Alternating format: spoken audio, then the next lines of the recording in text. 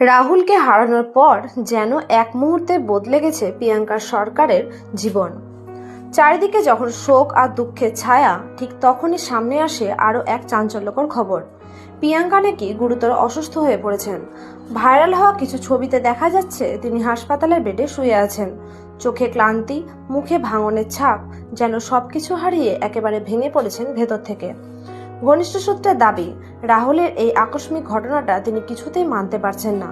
মানসিকভাবে এতটাই ভেঙে পড়েছেন যে তার শরীরও সেই ধাক্কা সামলাতে পারছেন না।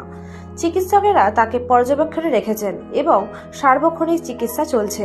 এদিকে সোশ্যাল মিডিয়ায় শুরু হয়েছে ভয়ঙ্কর সব গুজব। কেউ বলছেন প্রিয়াঙ্কার অবস্থা খুবই খারাপ, এমনকি কেউ কেউ দাবি করছেন তিনি হয়তো আর বাঁচবেন না। আবার কিছু পোস্টে তো এটাও বলা হচ্ছে তিনি নাকি ইতিমধ্যে মারা গেছেন।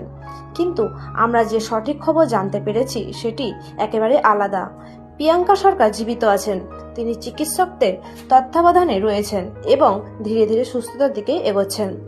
এই মুহূর্তে সবচেয়ে দরকার তাকে নিয়ে গুজব না ছড়িয়ে তার দ্রুত সুস্থতার জন্য প্রার্থনা করা।